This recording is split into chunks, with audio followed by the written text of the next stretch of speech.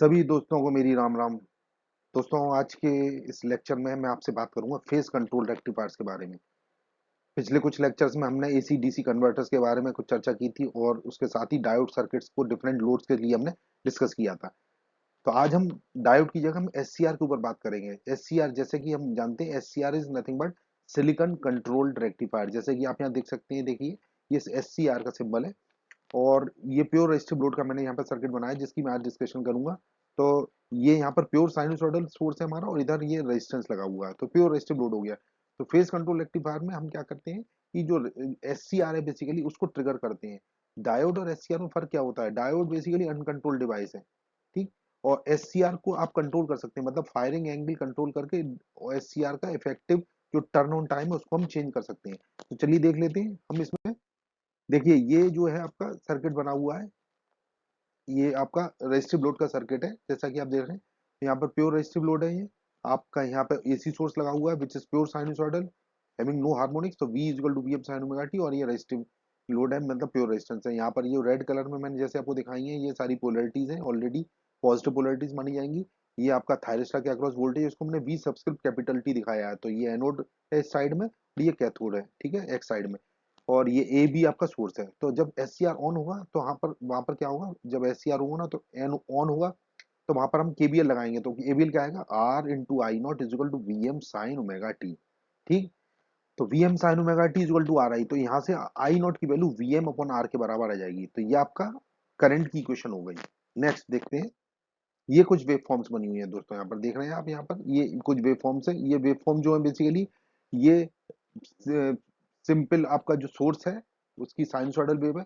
Number two पे आपका gate pulse है जो हमने एससीआर को ट्रिगर किया है। जैसे फॉर एग्जांपल यहाँ पर मैं आपको दिखा रहा हूँ, ये जो अल्फा है, ये जो आप मैं सर्किल कर रहा हूँ, ये अल्फा इंस्टेंट है। तो यहाँ पर एक पर्टिकुलर एक एंगल पे अल्फा पे मैंने उसको ट्रिगर किया है, ठीक है। तो नेक्स्ट ट्रिगर मेरा 2 पाई प्लस अल्फा पे होगा। हर पॉजिटिव हाफ में हम एससीआर को ट्रिगर कर रहे हैं, ठीक।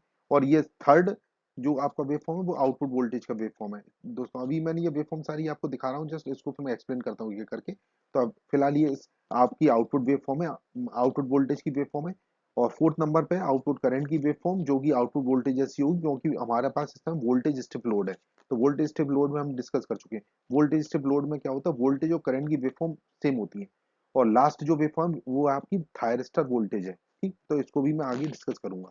नेक्स्ट, अब देखिए यहाँ पर ये वेवफॉर्म बनी है। अब वेवफॉर्म को डिस्कस करने के लिए क्या है, पहले सबसे पहले हम बात करेंगे गामा टी, मतलब कंडक्शन एंगल।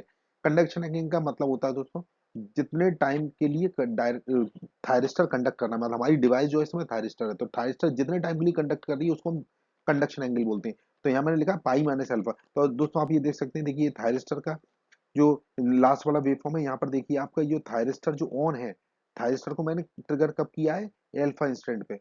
और ये अल्फा इंस्टेंट से लेके पाई तक ही ऑन रहेगा, क्योंकि पाई के बाद ये नेगेटिव आ गया। नेगेटिव हाफ में थायरिस्टर ऑफ हो जाएगा, क्योंकि रिवर्स बायस हो जाएगा, उस केस में आपका थायरिस्टर ऑफ हो जाएगा। तो थायरिस्टर इफेक्टिव टर्न ऑन क्या टाइम होगा? अल्फा से के पाई तक। Means pi minus alpha is the conduction angle for thyristor. Second thing, I not is maximum at omega t equal to pi by two. तो आप यहाँ देख सकते हैं, यहाँ पर आई नॉट की वैल्यू देखिए, यहाँ पर आई नॉट की वैल्यू जो पीक है, ये देखिए थर्ड पॉइंट जिसको मैं एरो कर रहा हूँ, ये आई नॉट की value V not upon R के बराबर है। और ये इंस्टेंट कौन सा है? Omega t equal to pi by two. Third point is PIV, means peak inverse voltage which is equal to V M. तो यहाँ पर देखिए, जब थायरिस्टर ऑन रहता है तो उसमें वोल्टेज जीरो होगा। जब थायरिस्टर ऑफ हो जाता है तो उसके अक्रॉस जो रिवर्स डायरेक्शन में कितना मैक्सिमम वोल्टेज अपियर हो रहा है। तो आप यहाँ देख सकते हैं आसानी से कि नेगेटिव हाफ में जो सप्लाई का जो वोल्टेज है वही आपका है, मतलब माइनस वीएम। तो पीआईवी क्या होता है? हमेशा मैग्नीट्यूड होता है। तो ये आपका पीआईवी की वैल्यू मैग्नीट्यूड में आ जाएगी वीएम के बराबर। तो आप यहाँ देख सकते हैं PIV is simply capital VM which is maximum voltage of the supply.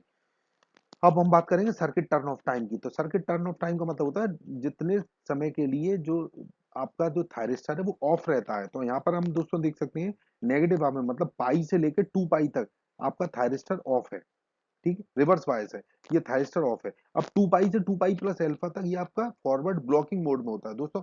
तो ये जब मैं आपको थायरिस्टर का जो पूरा डिस्कशन कंस्ट्रक्शन वर्किंग बताऊंगा तो उसमें मैं इसका डिस्कशन करूंगा। फिलहाल के लिए इतना जान लीजिए कि ये जो थायरिस्टर वोल्टेज है वो आपका यहाँ पर नेगेटिव में है, मतलब पाई से लेकर 2 पाई तक थरिस्टर आपका रिवर्स बायस है, और 2 पाई से 2 पाई प्लस अल्फा तक आपका ये फॉरवर्ड ब्लॉकिंग मोड में आया था, कंडक्ट नहीं कर रहा है। कंडक्ट कब करता है? जब आप इसको ट्रिगर करेंगे, जब आप इस पर गेट पल्स देते हैं। तो गेट पल्स मैंने जैसा आपको बताया कि मैं अल्फा पर दे रहा हूँ, तो यहाँ पर ये थरिस्टर ट्रिगर होगा। इसी तरह 2 पाई प्लस अल्फा पे, तो ये आपके ट्रिगरिंग पॉइंट्स हैं जहाँ पर थरिस्टर ट्रिगर हो रहा है।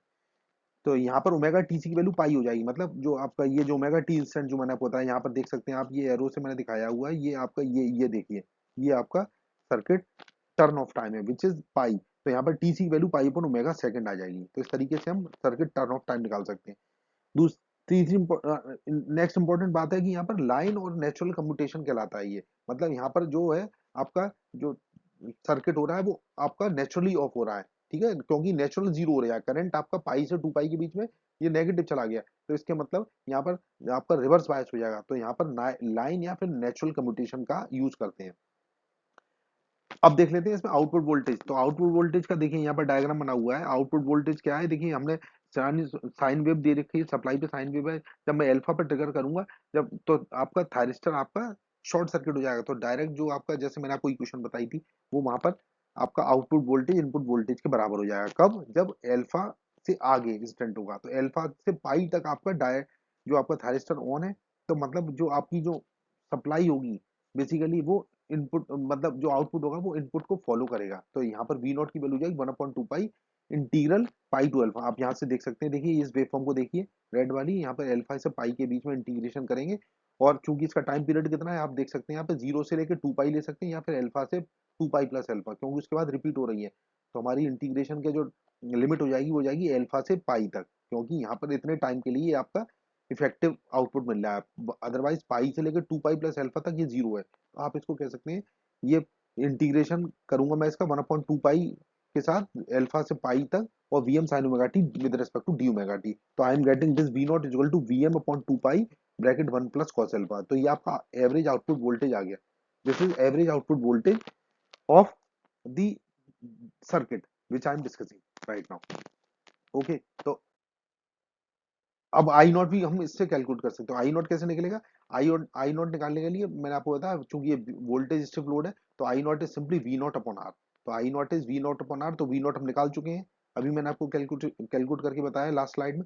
तो वी नॉट आर स्क्वायर अब निकालना है, मतलब आरएमएस वैल्यू अगर निकालनी है, तो आरएमएस वैल्यू निकालने के लिए अगेन आप लिमिट वो यूज करेंगे एल्फा से पाई, और उसका टाइम पीरियड कितना है? 2 पाई है, तो 1/2 पाई अल्फा टू पाई। और इंटीग्रेंट को हमने ये देखिए स्क्वायर कर दिया, V M square sine square omega t into d omega t. इसको सॉल्व करेंगे, जैसा मैंने आपको बताया था कि साइन स्क्वायर ओमेगा टी को हम थोड़ा सिंप्लीफाई करने के लिए 1 minus cos 2 omega T point 2 रख देते हैं।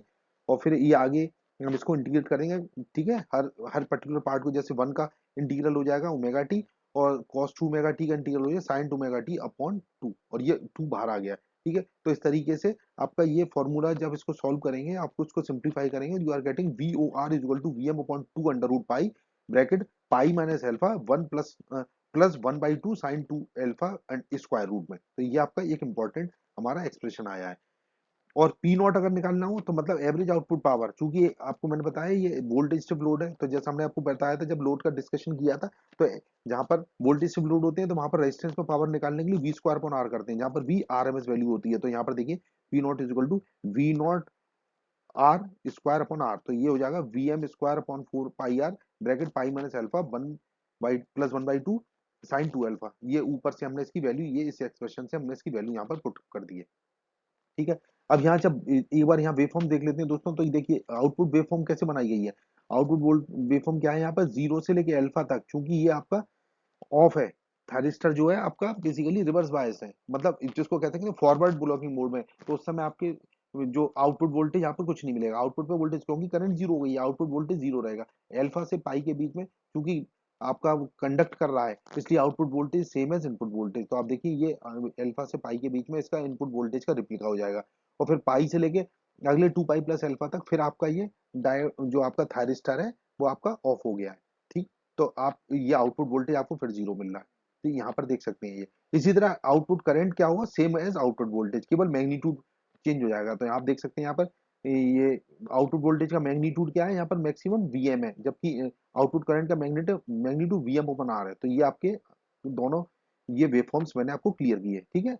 तो इस तरीके से हम इसको समझ सकते हैं। तो ये अब एक चीज तो ये वोल्टेज स्टिप लोड के लिए होगी। दूसरी चीज क्या है, थायरिस्टर का वोल्टेज, जैसे मैंने आपको बताया। तो थायरिस्टर का वोल्टेज क्या है, जब थायरिस्टर कंडक्ट करेगा तो उस समय वोल्टेज जीरो हो जाएगा, है ना। जब थायरिस्टर कंडक्ट नहीं करेगा तो उस समय वोल्टेज, मतलब ये ऑल्टरनेटिवली शिफ्ट होता रहेगा। आउटपुट वोल्टेज और इनपुट, आउटपुट वोल्टेज और थायरिस्टर वोल्टेज का मिला के जो सम होगा वो इनपुट वोल्टेज के बराबर होगा, जैसा कि हम देख सकते हैं। तो जितने टाइम आउटपुट पर वोल्टेज आ रहा है उस समय थायरिस्टर का वोल्टेज जीरो, और जितने टाइम थायरिस्टर पर वोल्टेज अपीयर हो रहा है उस समय आपका आउटपुट का वोल्टेज जीरो हो गया। तो इट इज सिंपल। तो यहाँ पर देख सकते हैं थायरिस्टर के अक्रॉस वोल्टेज क्या आ रहा है, उसका कॉम्प्लीमेंट है, बेसिकली आउटपुट वोल्टेज का कॉम्प्लीमेंट है। आप देख सकते हैं दोस्तों, वी नॉट की वेवफॉर्म और वी टी की वेवफॉर्म एक दूसरे की कॉम्प्लीमेंट है, ठीक है। तो यहाँ पर ये देखिए आउटपुट वोल्टेज जीरो, वहां पर थायरिस्टर के अक्रॉस वोल्टेज है, मतलब it's same as input voltage.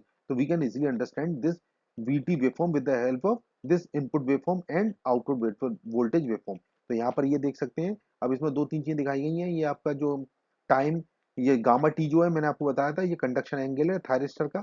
और ये आपका ओमेगा टी सी जो है पाई से 2 पाई के बीच में, ये कहलाता है सर्किट टर्न ऑफ टाइम। तो यहाँ पर मैंने आपके ये मार्क कर दिया, और मैंने इसके एक्सप्रेशन भी बताए थे। गामा टी की वैल्यू होती है पाई माइनस अल्फा, और circuit turn off time which is omega t C which is 2 pi minus, मतलब पाई, ठीक है। तो ओमेगा टीसी की मदद से आप निकाल सकते हैं। तो टीसी की वैल्यू पाई अपॉन ओमेगा होती है, जैसे कि हमने अभी लास्ट स्लाइड में आपसे डिस्कस की थी। तो ये दोस्तों उसकी वेवफॉर्म हो गई। अब देखिए ये जो मैंने आपको वेवफॉर्म बताई और फॉर्मूला बताया, उसके आधार पर हम इनपुट पावर फैक्टर कैलकुलेट कर सकते हैं। तो input power factor is nothing but the output power upon input volt ampere. तो जैसा कि हमने पिछली स्लाइड्स में भी डिस्कस किया था, पिछले वीडियोस में मैंने डिस्कस किया था, ये जो इनपुट पावर फैक्टर होगा P not upon V S I S हो जाएगा। पी नॉट क्या होगा, ये रेजिस्टेंस के में जो पावर डिसिपेटेड होगी, जैसे हमने भी बताया V O R square upon R, ये आर एम एस वैल्यू हो गई वोल्टेज की। और यहाँ पर ये जो डिनोमिनेटर में वी एस आई एस है, ये आर एम एस वैल्यू है, ठीक है। तो वी एस क्या है, बेसिकली इनपुट वोल्ट एम्पियर का आरएमएस वोल्टेज है। और ये V O R upon R क्या है, ये आई एस क्या है, बेसिकली आई एस जो है सप्लाई करंट है, which is same as voltage upon resistance. तो ये V O R upon R मैंने इसको लिख दिया, ठीक। तो ये आ जाएगा simple V O R upon V S. तो दोस्तों यहाँ पर ये बहुत इंपॉर्टेंट चीज देखने की है कि आई एस की वैल्यू जो हो रही है वहां पर V O R upon R के बराबर आ रही है। तो mind you this is an important thing which is to be observe where. तो यहाँ पर ये जो आपका ये जो सप्लाई करंट है, बेसिकली सोर्स करंट जो है, वो output voltage output RMS voltage upon resistance के बराबर है। ये एक इंपॉर्टेंट चीज है। तो आप इसमें वैल्यूज पुट करेंगे तो आपके पास आ जाएगा इनपुट पावर फैक्टर जो आएगा V M upon two under root pi bracket pi minus alpha plus 1/2 sine 2 alpha under root, क्योंकि हम वी ओ आर की वैल्यू अब निकाल चुके हैं, ठीक है। अभी मैंने डेरिवेशन किया था लास्ट स्लाइड्स में, आपको बताया था। Divided by V S, V S क्या है, इनपुट वोल्टेज है, उसकी आरएमएस वैल्यू। तो आरएमएस वैल्यू क्या होती है, maximum value upon root two. तो V M upon root two हो जाएगा। तो यहाँ पर वीएम से वीएम ये कैंसिल हो रहा है, देखिए रेड से मैंने इसको कैंसिल किया है, रेड पेन से मैंने इसको इसको कट कर रखा है। तो ये आपका ये कैंसिल हो गया। तो आपके पास फाइनली इनपुट पावर फैक्टर आ जाएगा 1/√2 pi bracket pi minus alpha plus 1/2 sine 2 alpha square root. तो ये आपका आ गया, ठीक। तो यहाँ पर जो चीज इंपॉर्टेंट ध्यान देने की वो ये है कि अगर एल्फा मतलब फायरिंग एंगल को आप बढ़ाते जाएंगे तो इनपुट पावर फैक्टर आपका डिग्रेड होता जाएगा, मतलब डिग्रीज होगा। इनपुट पावर फैक्टर आपका डिग्रेड होने का मतलब है पावर फैक्टर जो है, input power factor basically alpha से गवर्न होता है। तो एल्फा जितना बढ़ाते जाएंगे इनपुट पावर फैक्टर उतना ही आपका डिक्रीज होता जाएगा। तो ये एक इंपॉर्टेंट चीज है। तो जो आपका जो ये ड्रॉबैक है भाई, इसमें ये एक्चुअली फेज कंट्रोल रेक्टिफायर्स में ये ड्रॉबैक है। अगर आप फायरिंग एंगल बढ़ाएंगे तो इनपुट पावर फैक्टर आपका डिक्रीज करता है, जो कि एक अच्छी बात नहीं है, क्योंकि input power factor should ideally equal to 1। तो इनपुट पावर फैक्टर जितना यूनिटी के आसपास होगा उतना ही बेहतर होगा। लेकिन अल्फा बढ़ाने से क्या हो रहा है, जैसा ये इक्वेशन से हम देख पा रहे हैं कि अल्फा बढ़ाने पे इनपुट पावर फैक्टर घट रहा है। तो ये एक तरह से ये डिसएडवांटेज है फेज कंट्रोल रेक्टिफायर सर्किट्स का। तो हालांकि इनको हम इंप्रूव कर सकते हैं, जो आने वाले सर्किट्स में मैं आगे बात करूंगा। तो दोस्तों ये था आपका डेरिवेशन और उसकी थ्योरी और जो मैंने डिस्कशन किया। अब देख लेते हैं इस पे एक छोटा सा न्यूमेरिकल दोस्तों। जैसे आप यहाँ देख सकते हैं, ये क्वेश्चन यहाँ पर दिया हुआ है। यहाँ पर ये एक सिंपल आपका पीसीआर दे रखा है, फेज कंट्रोल रेक्टिफायर, ये थायरिस्टर लगा हुआ है, यहाँ पर एक रेजिस्टेंस लगा हुआ है और एक सप्लाई वोल्टेज दे रखा है। वीएस की वैल्यू दे रखी है √2 वी साइन ओमेगा टी, ठीक है। अब उसमें सवाल ये है कि ये रेजिस्टेंस है, रेजिस्टेंस में कोई पावर डिसिपेट हो रही है, उसकी वैल्यू क्या है, पी दे रखी है। अगर एस सी आर एबसेंट है, अगर एस सी आर एबसेंट है तो इसकी वैल्यू पी के बराबर है, और अगर एस सी आर प्रेजेंट है तो वो वैल्यू हमें कैलकुलेट करनी है। बस ये क्वेश्चन सिंपल सा क्वेश्चन है, ठीक है। तो इसमें क्या करेंगे, अगर एस सी आर को यहाँ पर लगा देते हैं तो पावर निकालनी है, लेकिन कब निकालनी है, जब अल्फा की वैल्यू 90 डिग्री हो जाए, ठीक है। तो हमें दो पावर का रेशियो निकालना है, एक बिना एस सी आर के और दूसरा एस सी आर आपको 90 डिग्री पे फायर करके। तो दोनों पावर का रेशियोज क्या हुआ, ठीक है। तो एस सी आर एब्सेंट है तो सिंपल आपका वोल्टेज और एक रेजिस्टेंस आपके सर्किट में है, तो उस समय क्या हो जाएगा, P equal to V square upon R से, तो वी स्क्वायर अपॉन आर आ गया, एस सी आर एब्सेंट हो गया।